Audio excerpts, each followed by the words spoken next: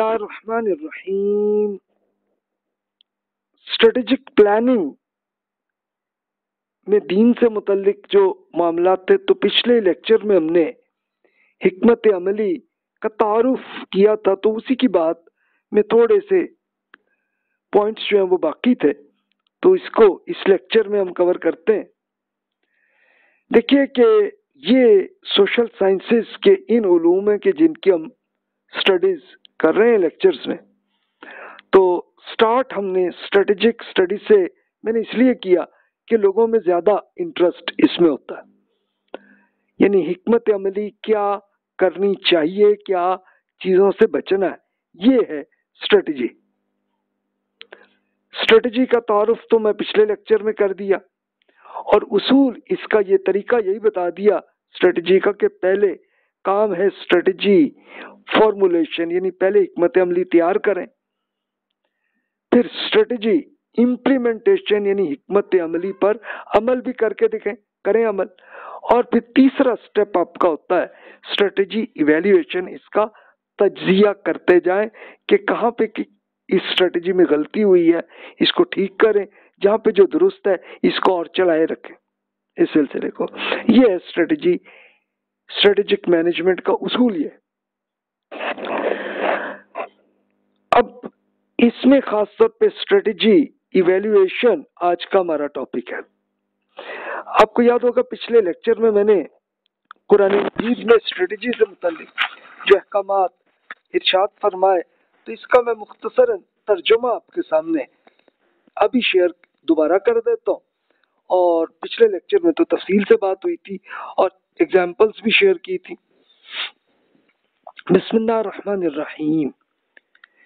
अहले ईमान, अल्लाह ताला ने आपको एक अजीम हुकूमत अता करने का फैसला कर दिया है। अल्लाह ताला आपको हिदायत करता है कि जिम्मेदारियां उनके हकदारों को मेरिट के साथ अदा कीजिए। जब लोगों के दरमियान फैसला करें तो इंसाफ के साथ फैसला कर दिया करें।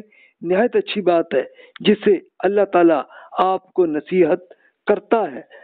बेशक अल्लाह ताला सुनने और देखने वाला। अहले ईमान, अल्लाह ताला और इसके रसूल की ताअत कीजिए और इन्हें भी ताअत कर लीजिए जो आप में से मामलात के जिम्मेदार बनाए जा सके। फिर अगर किसी मामले में आप में इख्तलाफ राय हो जाए तो फैसला के लिए अल्लाह ताला और इसके रसूल की तरफ लौटा दीजिए, अगर आप अल्लाह ताला पर और क़यामत के दिन पर ईमान रखते हैं।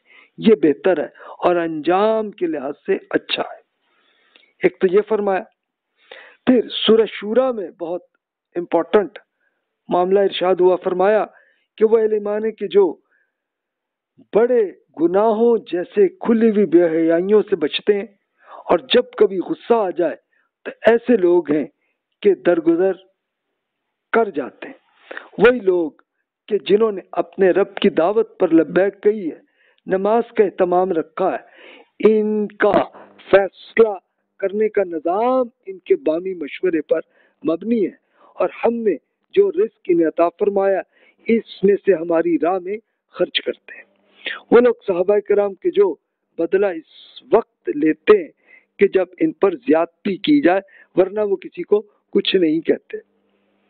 अब इसके लिए अब देखिए कि इस अमल के लिए मैंने कई एग्जाम्पल्स शेयर की थी, आज मुझे और याद आई दो एग्जाम्पल्स वो शेयर करते हैं। ये जो फरमाया कि गुस्सा है तब भी दरगुजर करते हैं, इसके लिए एक बड़ी प्यारी क्रिटिकल एग्जाम्पल है कि एक बार जंग जारी थी तो उसमें अली रज़ियल्लाहु अन्हु का मुकाबला एक पहलवान से हुआ। उस पहलवान को खैर हो गया मामला और अब वो बिल्कुल होके गिर गया, तो अली रज़ियल्लाहु अन्हु ऊपर बैठ के तो अब उसकी गर्दन काटने लगे थे।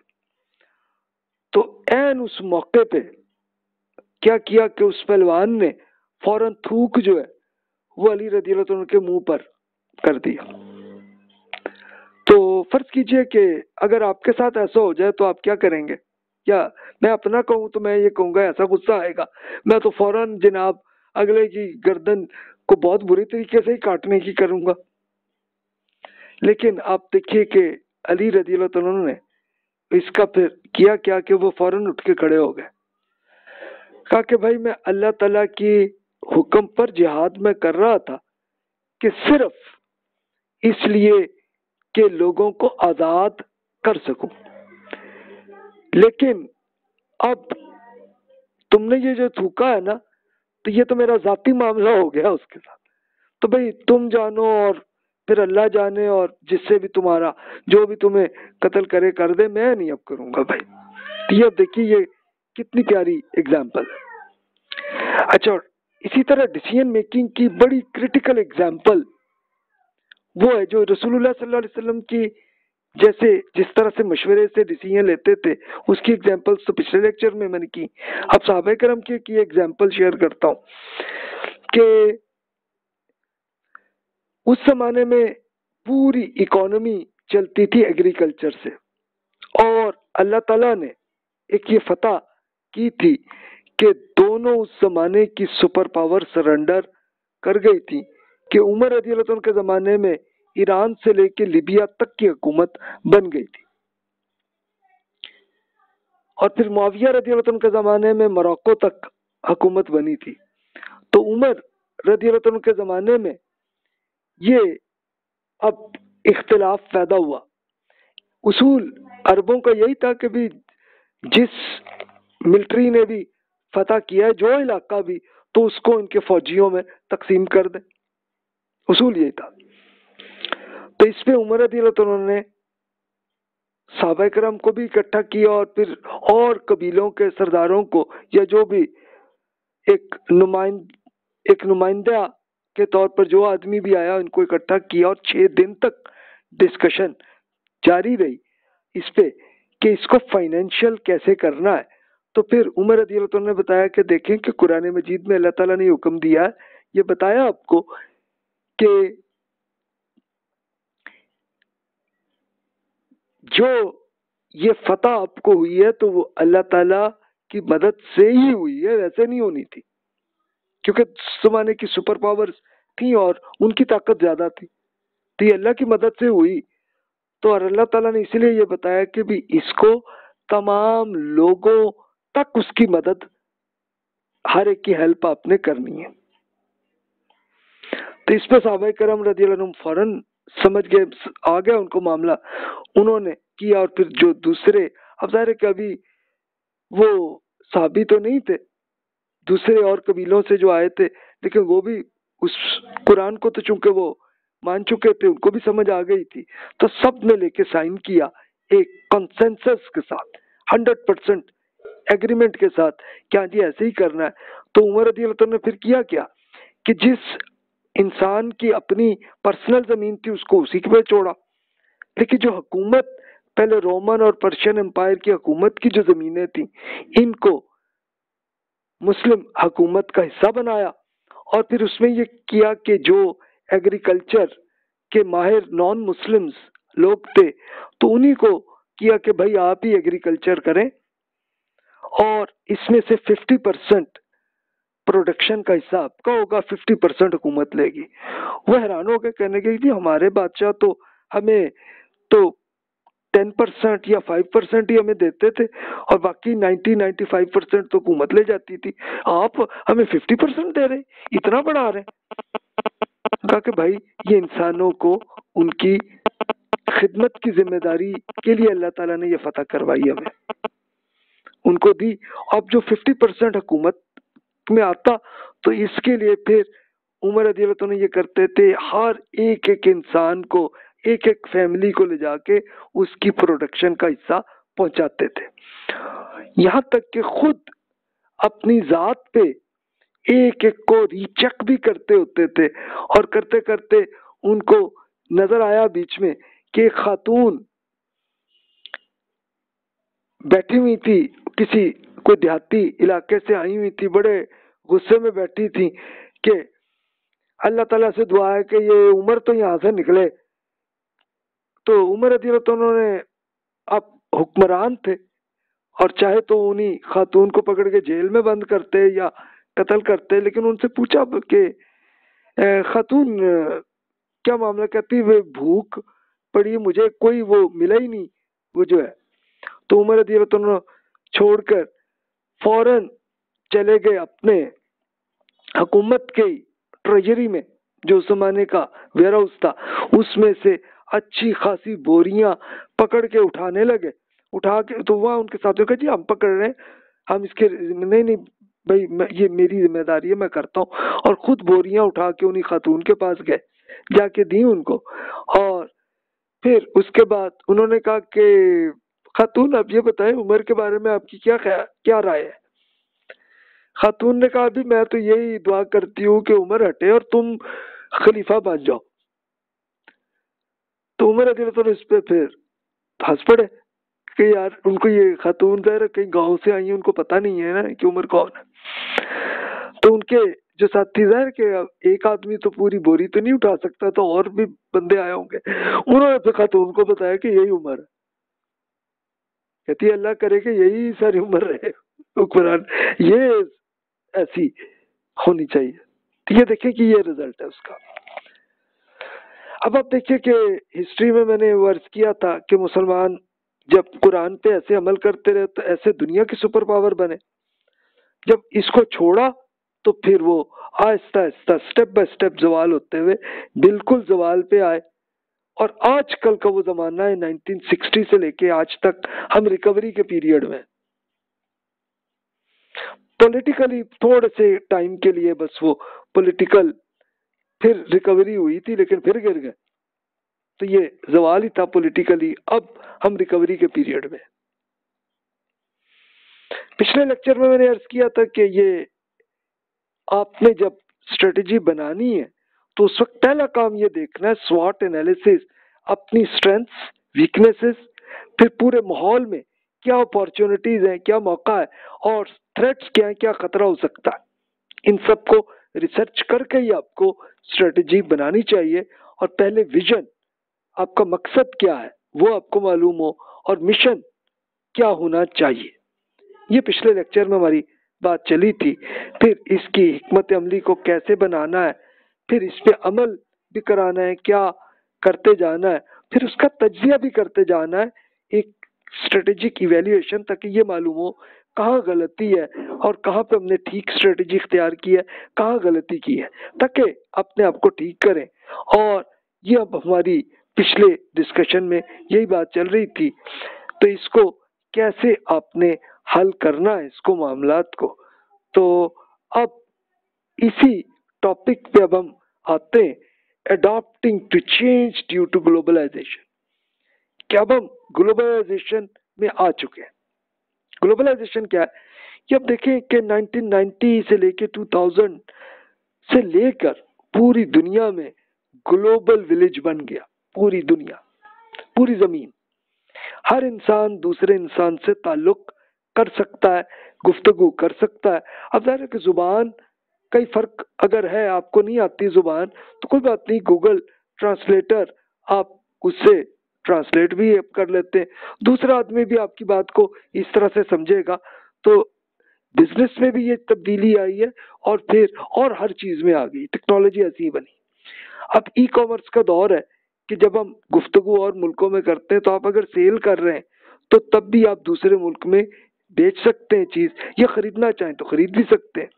और यहाँ तक के सर्विसेज भी अब एक दूसरे की इसी तरह से चल रही है। उसकी एक एग्जांपल आप देख लें कि लेट्स सपोज कि अगर आज हमें कोई बीमारी आई है तो आप अपने इंटरनेट के जरिए, चाहे लैपटॉप में या मोबाइल के जरिए, आप जब ताल्लुक कायम करते हैं किसी और मुल्क के डॉक्टर को, तो उनसे आप गुफ्तगू कर सकते हैं, अपनी बीमारी बता सकते हैं। अगला अगर उनको टेस्ट की ज़रूरत है वो आप कहेंगे कि आप प्लीज़ ये टेस्ट करके वो मुझे भेज दे। भेज दिया तो फिर डॉक्टर आपको बता देगा कि हाँ जनाब ये मेडिसिन आप ले लें, इतनी ये ले लें, और ये, और अगर ऑपरेशन करना है तो प्लीज़ आप हॉस्पिटल में जाके ये वाला ऑपरेशन करवा लें। ये देखिए कैसी ग्लोबलाइजेशन का ये फायदा हुआ है। और इसमें सबसे इंपॉर्टेंट ये भी जरूरत आई है डेमोग्राफिक्स, यानी आबादी किस इलाके में है और इसका क्या ताल्लुक है। मिसाल के तौर पे आपने अगर सेल ही करना है तो आप अपने शहर में या अपने मुल्क में कर रहे हैं तो आप देखते हैं कि कहाँ आबादी और ज्यादा है तो आप फिर उस मुल्क तक भी आप पहुंचा सकते हैं। तो स्ट्रेटेजी ऐसे बदल जाती। अब आइए मेजर स्ट्रेटेजिक मैनेजमेंट क्वेश्चंस। अब इससे अहम क्वेश्चंस हैं जो आपकी खिदमत में आपके सामने अर्ज कर रहा हूँ। और इसका मकसद क्या है कि ताकि आप ज़हनी तौर पे सोचना शुरू करें, क्योंकि इन्हीं टॉपिक्स पे अगले लेक्चर्स में मेरे डिस्कशन चलनी है। तो इसलिए अभी आप सोचना शुरू कर लें। Are we in the right direction? क्या हम सीधे रास्ते पे? What kind of work should we become? यानी किस तरह हम काम करें जिसमें हम कामयाबी हासिल कर सकें। जिस मौके पे, चाहे आप बिजनेस में कर रहे हो, चाहे आप कोई दीनी काम में किसी लोगों की खिदमत के लिए, एजुकेशन के लिए कुछ कर रहे हैं, उन सब के लिए यही उसूल आप पे, यही सवाल आप पे वैलिड है। Do we need to remodel our work? हम अपने काम में कैसे तब्दीलियां करें ताकि हम बेहतर हालत में हम कामयाब हो सकें। अब पर्सनल भी आप सोच सकते हैं, और आपकी अगर एक ऑर्गेनाइजेशन कई लोगों की इकट्ठी मिल गई, आपके पार्टनर्स मिल गए, आपके साथी मिल गए, तो मिल के आप कर रहे हैं तो तब भी सोच लें, और अकेले ही कर रहे हैं तो अकेले सोच लें। Who are our new competition in religious affairs? दीनी मामलात में क्या मुकाबला हो सकता है? अब जाहिर है कि अनफॉर्चुनेटली हमारे यहाँ फिरकों की भी आपस में एक दूसरे में मुकाबला चलता है, और फिर मुख्तलिफ मज़ाहिब का भी आपस में इख्तिलाफ के साथ साथ एक दूसरे की दावत में भी फर्क पड़ता। In what way are persons changing? यानी लोगों में क्या तब्दीलियां आ रही हैं। यानी इसके लिए आप एग्जाम्पल जरा खुद सोच लें। अब से 2000 साल पहले आपको याद होगा कि पेरेंट्स बच्चों को किस तरह से प्रेशर के साथ दबा के रखते थे, और अब आप मौजूदा जमाने में देख लें कि बच्चे भी अपने पेरेंट्स से इख्तिलाफ कर लेते। What should be our strategies? यानी हमें अपनी हिकमत अमली में तब्दीलियां दरकार है, क्या तब्दीलियां करनी है।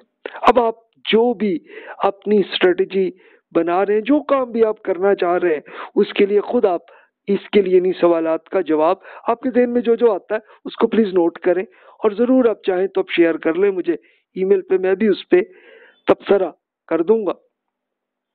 अच्छा, अब ये एग्जाम्पल आप ये देखिए कि ग्लोबलाइजेशन की एग्जाम्पल के साथ साथ हर एक शहर से दूसरे शहर या एक मुल्क से दूसरे शहर तक आपका मामला चल रहा हो तो उसमें तब्दीलियों की जरूरत आती है। इसकी ये एग्जाम्पल आप देखिए, मैं एक एग्जाम्पल आपको खुद नजर आएगी। जैसे ये मैकडोनल्ड के एग्जाम्पल देख लें कि अमेरिका में शुरू हुआ तो ठीक है, अमेरिका का जो टेस्ट था वहाँ के लोगों का, वही वो सेल करते थे, वही चीजें बनाते थे, वैसे ही खाना था, वैसे ही चलता था। लेकिन जब मैकडोनल्ड कई और ममालिक में पहुंचे तो फिर उनको आइडिया आया कि यार लोगों का टेस्ट डिफरेंट है, तो वो फिर उस लिहाज से फिर अपने खाने में तब्दीलियां भी करने लगे। उसकी बड़ी उनकी अच्छी एग्जाम्पल मैकरेबिया। ये असल में अरबों का जैसा टेस्ट है, तो उस लिहाज से उन्होंने एक अपना ब्रांड नया बना दिया, मैकरेबिया। अच्छा, फिर उसके बाद पाकिस्तान और इंडिया में आए तो देखा कि यहाँ के ये लोग तो बस मसाले ज्यादा पसंद करते हैं, तो उन्होंने फिर मैकरेबिया में या अपने और सैंडविचेस में, उन सब में भी वो, अब जाहिर है कि कस्टमर जैसे बताता है कि यार इसमें ये, इसको आप स्पाइसी कर लें, तो वैसी वो स्पाइसी कर देते हैं आपकी चीजें। तो ये एक एग्जाम्पल्स, तो ये एक मिसाल। इस तरह और कंपनियां भी, और इस तरह ट्रस्ट कंपनियां या ट्रस्ट जिन्होंने किए हैं और उसमें कोई बिजनेस नहीं है, लोगों की खिदमत करनी है, तो वो भी कर रहे हैं। मिसाल के तौर पे जैसे मैं अब आपसे ये लेक्चर अर्ज कर रहा हूँ, ये आपकी खिदमत ही कर रहा हूँ, तो ये उर्दू में, लेकिन अब जब ग्लोबली मैं कई और ममालिक में उनकी खिदमत कर रहा हूँ तो फिर वो इंग्लिश में लेक्चर कर रहा हूँ। अब आती मुझे इतनी है ना, ज़ाहिर इससे ज़्यादा और अब किसी और मुल्क तक जाना हो तो वो ज़ाहिर है इतनी अच्छी नहीं है। अरबी आती है, पढ़ लेता हूँ, लेकिन बोलने में इतनी अच्छी स्किल्स नहीं है तो अभी तक नहीं हुआ सिलसिला। लेकिन अल्लाह ताला फिर इसका भी ये मामला कर लेते हैं कि जैसे मैंने एक ये अरबिक लैंग्वेज कुरान मजीद के ज़माने की जो अरबी है उस पे ये बुक्स लिखी, तो इसको इंग्लिश में मैंने पहले लिखा ताकि और ममालिक में लोगों को फ़ायदा हासिल हो इसका। तो एक ईमेल आई तुर्की के स्कॉलर जोशकन साहब जो है, उन्होंने ईमेल की और कहा कि भी आपकी ये बुक पसंद है तो आप इजाज़त दें तो आपकी बुक को मैं तुर्किश ज़ुबान में ट्रांसलेट करना चाहता हूँ। मैंने उनको कहा, उनसे एक दोस्ती हुई और मैंने उनसे कहा कि बिल्कुल भाई आप प्लीज़ करें इसमें, और उन्होंने फिर मेरी इसी बुक को तुर्किश में ट्रांसलेट किया तो मैंने अपनी वेबसाइट में इसको पब्लिश भी कर दिया इसको। तो ये एग्जाम्पल, तो यानी ये बिल्कुल ट्रस्ट वाला काम जब आप करते हैं तो वो भी ऐसे ही होता है। अब अगला इम्पोर्टेंट पॉइंट है कि हमारा मकसद क्या है और हमें क्या अमल करना है, ये है विजन और मिशन स्टेटमेंट। अब विजन स्टेटमेंट क्या है? स्टेटमेंट का मतलब है कि लिख के सामने आ जाए कि ये क्या है, विजन क्या है, हमारा मकसद क्या है। विजन का मतलब मकसद, या इसके लिए विजन को सिंपल इंग्लिश में कहते हैं कि आपकी ख्वाब में जो आइडिया आया वो है, आप जो चाहते हैं कि ये हो। तो what we want to become, हमें क्या बनना चाहिए चाहते हैं। Often considered first step in strategic planning, कि हम सबसे पहले क्या हिकमत अमली इख्तियार करें ताकि ये हम फायदा हासिल कर सकें। Usually expressed as a single sentence, यानी जाहिर है इसके लिए आपको कोई लंबी कहानी लिखने की जरूरत नहीं है, बल्कि एक जुमले में या दो जुमले में यही बात आ सकती है, ये करें। फिर दूसरा काम आपको करना है मिशन स्टेटमेंट, यानी क्या अमल करना है और कैसे करना है। यानी जो आप चाहना चाहते हैं, जो मकसद आप हासिल करना चाहते हैं, जो आपका विजन है, जो आपके ख्वाब है कि आप चाहते हैं कि ये हो जाए, तो आप क्या करें, कैसे करें, ये मिशन है। What is the reason of our work, हम अपने काम की वजह क्या है, क्यों करना चाह रहे हैं, क्या फायदा हम हासिल करना चाहते हैं।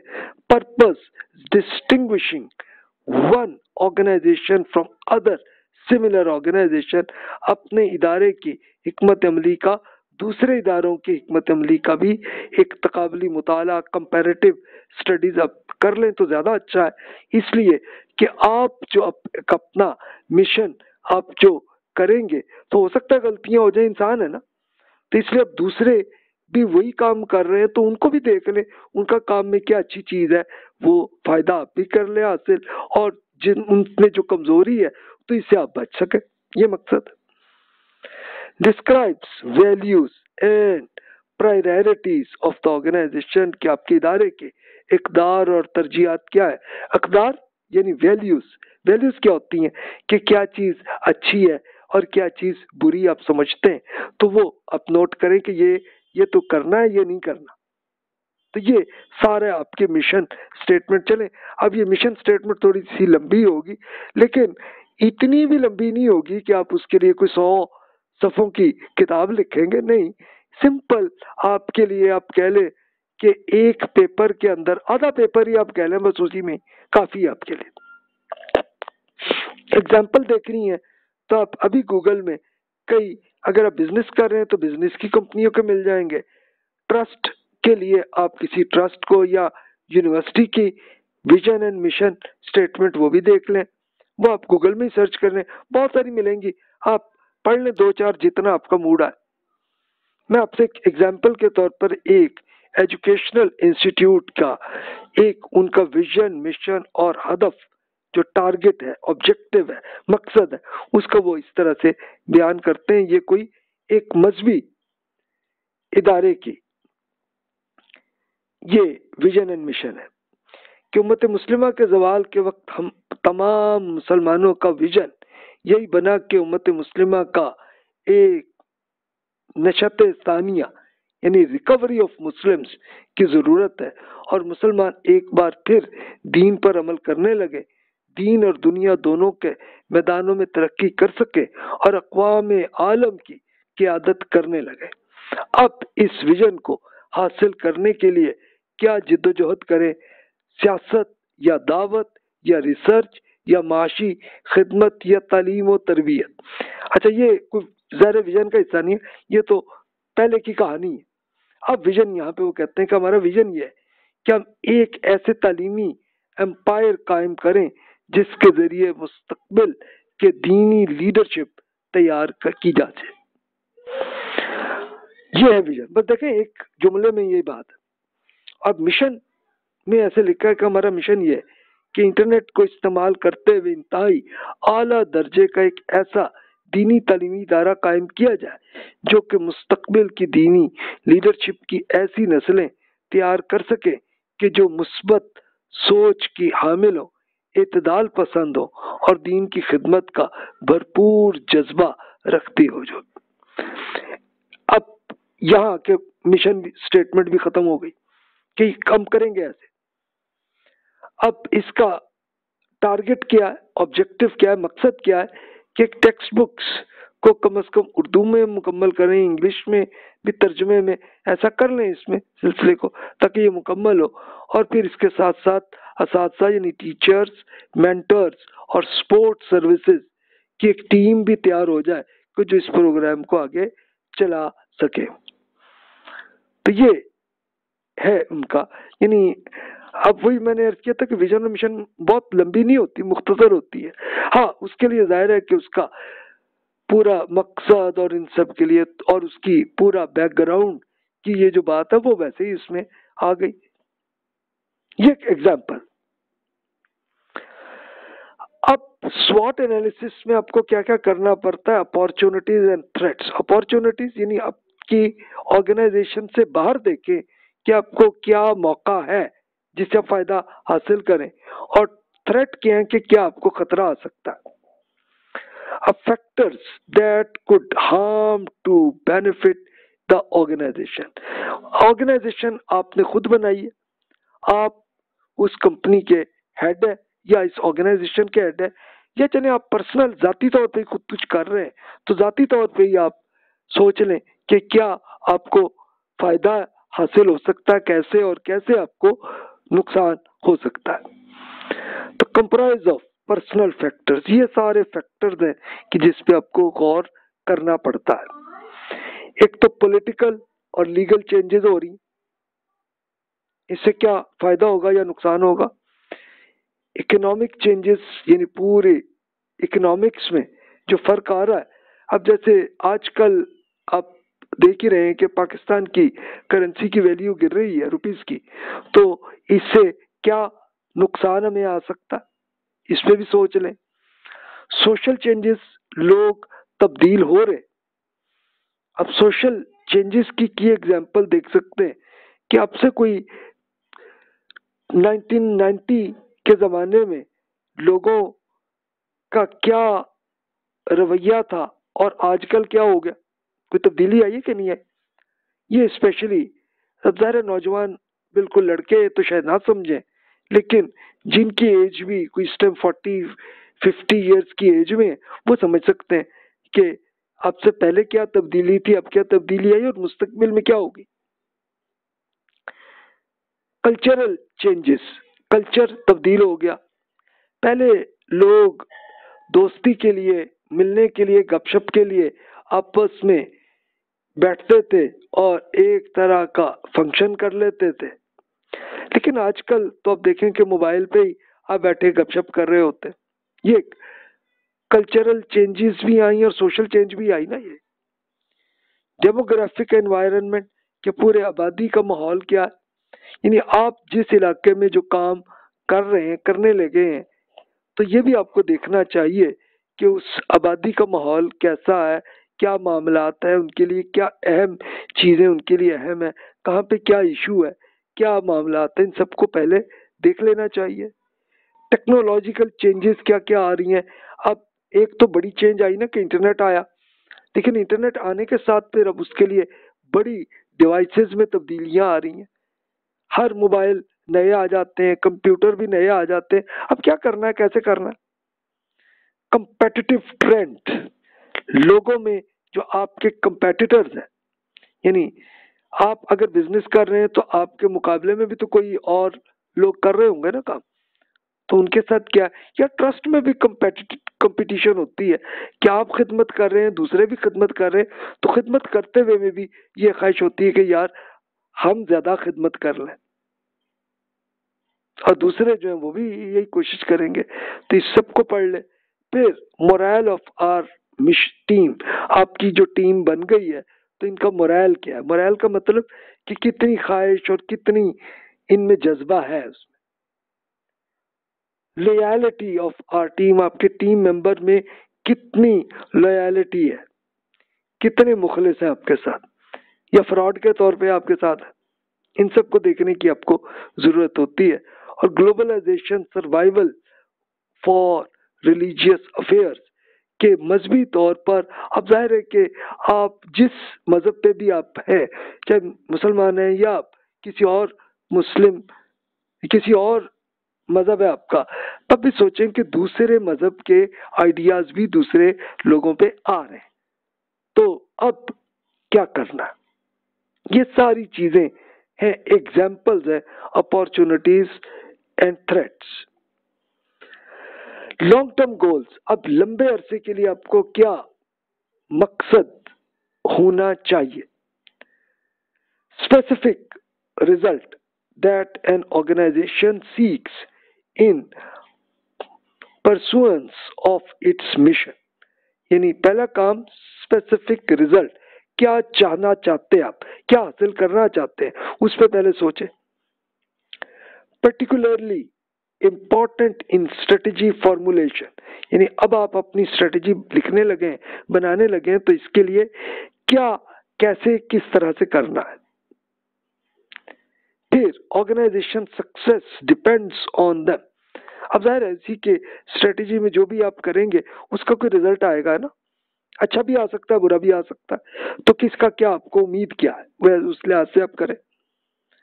फिर based on planning, motivating and controlling, ये लाजमी है कि पहले तो आप अपना प्लान बनाएं, लेकिन आपकी टीम बन गई तो उन टीम मेंबर्स के लिए आप उनको मोटिवेट भी करते जाएं कि हाँ जनाब ये इसमें ऐसे करें, ये जरूर करें, ये करें, ये आपसे ये फायदा होगा।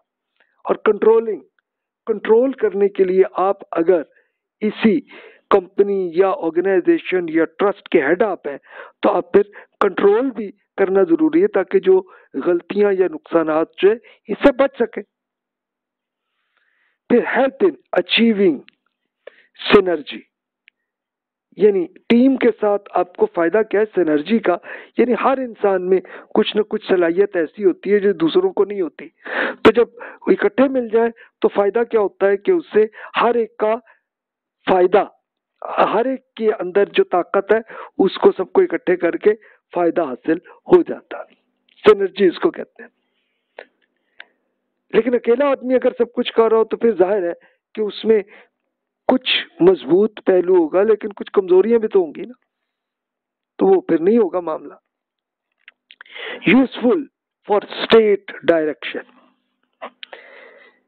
के यूजफुल कि किस तरह से बाकायदा डायरेक्शन आपकी क्या है, किस तरह से कैसे कर रहे हैं। और फिर long term stands for more than a year, और एक साल में क्या आपको एक्सपेक्टेशन लग रही है उसके लिहाज से आप करें, और फिर लंबे अरसे में क्या उम्मीद आपको लग रही है उसके लिए आपको क्या करना है, ऐसे करना है। ये सब चीजें आप सोचते चले जाए तो फिर आपका एक स्ट्रेटजी का एक पूरा बन जाएगा कि क्या करना है हमें। अब इसका फायदा क्या है भी स्ट्रेटजीज बनाने का, game plan by which long term goal can be achieve, क्या आपका गेम प्लान, आप क्या कर रहे हैं और इससे लंबे अरसे में क्या असर आ रहा है। अब लॉन्ग टर्म क्या है, आमतौर पर ये कहा जाता है कि शॉर्ट टर्म ये है कि 1 साल, और लॉन्ग टर्म कहते हैं कि उससे ज्यादा 2, 3, 4, 5, 10 साल क्या उम्मीद है। तो अब आप उसके लिहाज से खुद ही सोच लें आप किसे कहते हैं। अब हो सकता है आपके लिए शॉर्ट टर्म ये है कि 3 महीने, और फिर आपका जो है उसके बाद लॉन्ग टर्म है, लेकिन वो माकूल नहीं है। जो भी आपको लगे तो उसको इस तरह से सोचे। ऑर्गेनाइजेशंस के लिए 1 ईयर तक शॉर्ट टर्म होता है, उससे ज्यादा फिर लॉन्ग टर्म होता है। स्ट्रेटेजी बेस्ड ऑन फेसेस के क्या क्या स्टेप्स होते हैं कि जिसको स्ट्रेटेजी के लिए, इसको अगले लेक्चर्स में हम तफसील से बात करेंगे। अभी तो मुख्तसरन देखिए कि क्या क्या करना होता है। एक्विजिशन, पहले तो हासिल करना आपको जो जो चीज चाहिए। मसलन आप अगर एक ऑर्गेनाइजेशन बना रहे हैं तो आपको एक बिल्डिंग की भी तो जरूरत होगी ना, जहां आपकी टीम बैठ के कर सकें काम। फिर एक्विजिशन के लिए आपको फंड भी चाहिए, हो सकता है आपके पास भी फंड हो, कुछ और आपके पार्टनर मिल जाए उनका भी हो जाए फंड। फिर जाहिर है कि आपको हो सकता है कि गाड़ी की जरूरत हो, फिर आपको कंप्यूटर्स की भी जरूरत हो। इन सब की जो जो चीज की आपको जरूरत है वो आप हासिल करें। एक्सपेंशन और डाइवर्सिफिकेशन, यानी आप हो सकता है कि एक तो एक्सपेंशन करना चाह रहे हैं, आप चाह रहे हैं कि आप अभी आप काम कर रहे हैं कुछ, आप चाह रहे हैं ज्यादा फैल जाए, तो जाहिर है उसके लिए आपको सोचना चाहिए। और डाइवर्सिफिकेशन ये होती है कि आप एक के साथ और भी कई काम और भी मजीद कर रहे हो तो फिर फायदा होता है। मसलन अकेले आदमी के लिए एक एग्जांपल है कि जैसे एक साहब लेक्चर्स कर रहे हैं एक कॉलेज में, उसके साथ साथ अगर मिसाल के तौर पर वो प्रोफेसर साहब जो है उसके साथ किसी कंपनी का कोई काम भी अगर वो कर रहे हैं तो चले उनको फायदा है ना, एक अपने कॉलेज से भी सैलरी आ रही है और प्लस उनको कहीं कंपनी से कोई ना कुछ वहां से भी कुछ उनको फीस वहां पे भी मिल रही। ये एक example. Product and service, market development, ये आपको जरूरत होती है कि आप अपनी कोई चीज बना रहे हैं तो वो उसको अच्छी क्वालिटी और करें। सर्विस या आप खिदमत अगर कर रहे हैं तो खिदमत ज्यादा अच्छी आए, ताकि मार्केट डेवलपमेंट, जिसको कहते हैं मार्केट डेवलपमेंट, कि आपकी पूरी मार्केट, मार्केट से मुराद कि आपका सारा जहां जहां पे भी आप खिदमत कर रहे हैं उन सब का ये मामला अच्छा चलता जाए।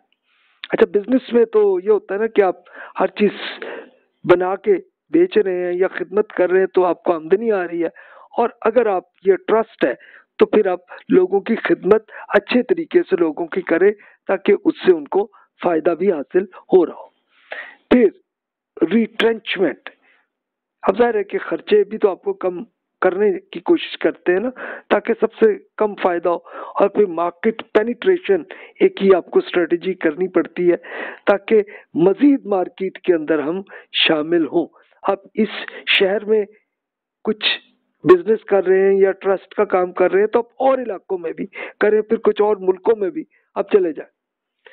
स्ट्रेटेजिक अलायंस, जॉइंट वेंचर, इसके लिए फिर ये भी होता है कि आप कुछ और पार्टनर मिल जाए तो इत्तेहाद भी हो जाता है, इकट्ठे भी हो जाते हैं, जॉइंट वेंचर भी बन जाती है कि एक कंपनी दूसरी कंपनी के साथ मिलके इकट्ठे हो जाते हैं। डाइवेस्टिट्यूट और लिक्विडेशन, अच्छा अगर बिल्कुल आपका बस ना चले, खत्म हो जाए मामला, तो इसको डाइवेस्टिट्यूट के इसको बिल्कुल तकसीम करके खत्म कर देना है और फिर खत्म भी हो जाना, लिक्विडेशन। यानी अगर बिजनेस है आपके सारे एसेट्स बेच के तो आपने चले जाना। तो game plan by which long term, लंबे अरसे के लिए ये गेम प्लान चलता है। फिर बेनिफिट ऑफ स्ट्रेटेजीज का और क्या फायदा होता है, ये आप देखिए।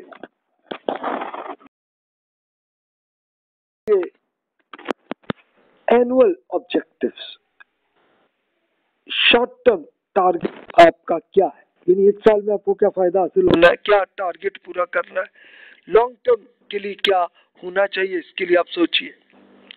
Like goals, these should be quantifiable, यानी जो भी आपका रिजल्ट है तो इसके लिए कुछ न कुछ नंबर्स के साथ आना चाहिए। बिजनेस में जैसे मिसाल के तौर पे लोग प्रॉफिट में देखते हैं, सेल्स कितनी है, प्रॉफिट कितनी है और उम्मीद क्या है कितनी हो जाएगी, उसके लिए आप ये जो करते हैं। लेकिन ट्रस्ट के लिए मिसाल के तौर पर आपने अगर एक शख्स की अपनी खिदमत की है, उसकी एजुकेशन अच्छी हो गई है तो ये हो गया। लेकिन अब आपने क्वांटिटेटिव करते हुए किया कि यार मैंने एक साल में हम लोगों ने 100 स्टूडेंट्स को अच्छा एजुकेशन देनी है और 5 साल के लिए आप ये टारगेट कोई 100 से 500 तो नहीं करें, ज्यादा हो आप रखेंगे तो ज्यादा आप उसकी मेहनत से काम करेंगे। आप कहें कि आप 5 साल में मैं कोई 1000 हम लोग उनकी खिदमत करेंगे, या लोगों की फाइनेंशियली कोई खिदमत करना चाह रहे हैं तो आप ये टारगेट अगर करने के यार हम 5 फैमिलीज को इस साल तक ये टारगेट रख लें कि जनाब ये इनकी करनी है, और फिर आप 10 साल के लिए प्लान कर लें कि जनाब ठीक है हम कोई अराउंड 100 फैमिलीज की हम उनको फाइनेंशियली खिदमत करेंगे ताकि वो स्टेबल हो जाए। ये एक एग्जांपल। चैलेंजिंग बट रियलिस्टिक, ये है कि ये आप जो मकसद जो टारगेट कर रहे हैं तो वो टारगेट ऐसा चैलेंजिंग होना चाहिए कि जिसके लिए आप में मोटिवेशन ज्यादा हो और आप उसका काम करें, लेकिन करें भी ऐसा कि जो रियलिस्टिक हो, सचमुच होने की उम्मीद भी हो। ये ना हो कि आप कोई लंबी कोई कहानी सोच लें, वो ना करें। स्पेशली अब वही एग्जाम्पल है कि आप अगर लोगों को एजुकेट करना चाहते हैं, ये आपका मिशन है, तो आप अगर सोचें कि यार मैं एक साल में मैं 10,000 स्टूडेंट्स को करेंगे तो वो प्रैक्टिकल हो नहीं सकेगा, फिर आपकी मोटिवेशन भी गिर जाएगी और आपका मूड भी खत्म हो जाएगा। फिर ना करें, इतना करें जो रियलिस्टिक हो, जो वाकई हो भी सकता हो। अच्छा, फिर कंसिस्टेंट, कंटिन्यूसली ये करना है तो तभी काम चलेगा, वरना नहीं होगा। फिर तो बीच में जब मूड खत्म हुआ तो खत्म हो गया मामला। अच्छा, वो ऑर्गेनाइजेशन बनने में ये फायदा होता है कि एक आदमी को अगर मूड हो गया खराब या कोई बीमार हो गए कुछ मामला, तो बाकी साथी तो करवा लेते हैं ना मामला, ये फायदा होता है। मेजरेबल, फिर ऐसा भी हो कि मेजरेबल कि जिसको आप कैलकुलेट कर सकते हो, ताकि फिर असल में बात सामने आ जाती है। प्रायोरिटाइज, कि क्या चीज ज्यादा है, मैं प्रायोरिटी वो आपकी होनी चाहिए, और जो इतने ये हो गया तो हो गया, ना हो तो ना सही। फिर management, marketing, finance, production, operations, research and development, ये सब चीजें, ये सारे डिपार्टमेंट ऑर्गेनाइजेशन के बनते हैं। तो इन सब में किसने क्या करना है, क्या करना है, ये सब करना है। आप अगर इसके हेड है तो आपको ये सोचना है, और अगर आप नहीं है तो आप उसके लिए मशवरा तो दे सकते हैं ना आप उनके हेड को कि भाई ये इसमें ऐसे होना चाहिए, करें। Particularly important is strategy implementation. इसके बाद फिर ये भी अहम है कि स्ट्रेटेजी जो बन गई तो अब इसको ज्यादा अच्छा करके उसका वो रिजल्ट भी देखें। फिर अगला टॉपिक हमारा चलेगा पॉलिसीज एंड प्रोसीजर्स का। ये क्या है? पॉलिसी ये है कि ये चीज हमें करना है और ये नहीं करना, एक उसूल बन जाए, और प्रोसीजर ये है कि कैसे करना है और कैसे नहीं करना है, ये इस प्रोसीजर को कहते हैं। तो means for achieving annual objectives, एक साल तक जो आपका टारगेट है, तो इसके लिए आपको ये करना है, ये करना है, ये करना है, ये नहीं करना है, ये नहीं करना, और फिर ये करना है तो ऐसे करना है, और ये नहीं करना तो ऐसे करना है। इन सब की तफसील ये हम पॉलिसीज एंड प्रोसीजर्स में आप लिखते हैं, और आप अपनी टीम की पूरी ट्रेनिंग भी करते हैं, उनको बताते हैं ये करें, ये ना करें, ये पूरा उसका, और इसको करना है तो कैसे करना।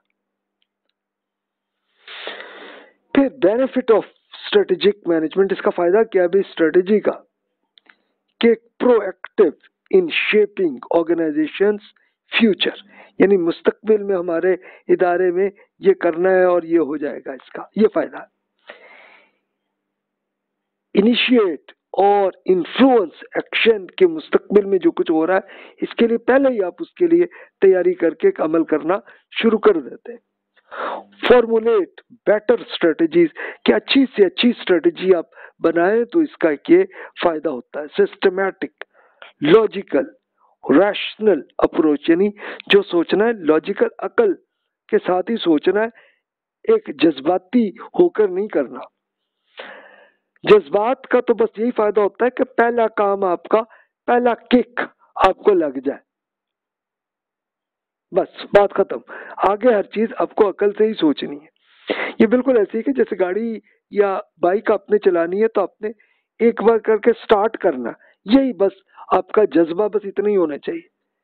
लेकिन आगे जो कुछ करना है वो अकल से ही सोचना है, देखना है कि भी ट्रैफिक इधर से आ रही है, यहाँ पे ये करना है, यहाँ पे ऐसे रुकना है, ये करना है, ये अब आपको लॉजिकल तरीके से ही सोचना है।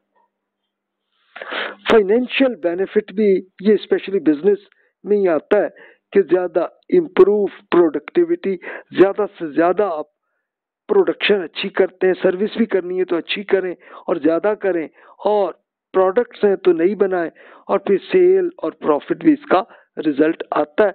ये स्पेशली बिजनेस से मुतल्लिक है, लेकिन नॉन फाइनेंशियल बेनिफिट भी होते हैं लोगों को। स्पेशली आप ट्रस्ट अगर कर रहे हैं, लोगों की खिदमत कर रहे हैं फाइनेंशियली या एजुकेशन के लिए, तो फिर आपको क्या फायदा इसका है कि increase productivity of the team, कि आपकी टीम में ज्यादा मेहनत ज्यादा उससे कर रहे हो तो फिर ज्यादा लोगों को फायदा हासिल होता है। Improved understanding of competitors strategies, दूसरे लोग भी ये काम कर रहे हैं तो अब उनको भी रीचेक करते जाए, देखते जाए, उनकी खूबियां जो है उनको आप भी हासिल कर लें, जो उनकी कमजोरियां हैं तो हम बच भी जाएं उससे। ये फायदा है इसका, ये फायदा है। Greater awareness of external threats, मुस्तकबिल में अगर कोई नुकसान हुआ, कोई मसला हुआ, कोई प्रॉब्लम हुई तो उससे भी आप बच जाते हैं, ये फायदा। Understanding of performance reward relationship, कि फिर आपके लिए ये भी होता है कि परफॉर्मेंस के साथ आप रिलेशनशिप अच्छे बनते हैं लोगों से और उनसे इनका मामला चल रहा होता है। और बेटर प्रॉब्लम अवॉइडेंस, यानी कोई अगर गलती हुई तो तब आप उससे बच भी सकते हैं। लेसर रेजिस्टेंस टू चेंज, तब्दीलियों के साथ आप तो खुद भी अपने आप को तब्दीली कर सकते हैं, अपनी ऑर्गेनाइजेशन को और सबको, और फिर पर्सनली तौर पे भी ये भी है कि आप अगर फ्लेक्सिबल है तो फिर लचक है तो फिर जो तब्दीलियां आए तो इसके साथ भी आप अपनी तब्दीली कर लेते हैं। लेकिन अगर ना कर सके तो फिर आप मुश्किलात में आ जाते हैं। ये सब चीजें हैं देखने की। अब जनाब अगले लेक्चर्स में हमारी बात चलेगी विजन एंड मिशन, फिर एक्सटर्नल एंड इंटरनल असेसमेंट, कैसे तज्जिया करते जाना है, कहाँ पे हमारी गलतियां वो सामने आनी है तो कैसे करनी है, और जो सही आ रही है तो इसको कैसे चलाना।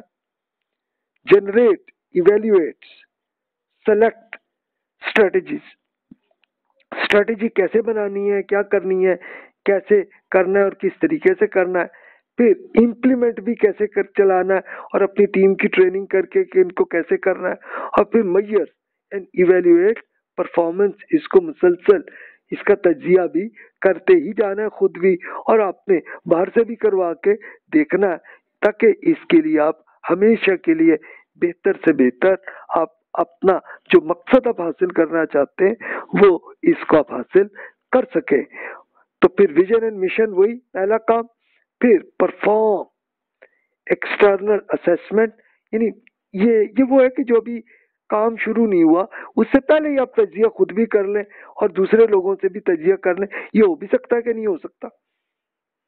फिर एस्टेब्लिश लॉन्ग टर्म गोल्स, कि लंबे अरसे में क्या करना चाह रहे हैं उसके लिए कर लें।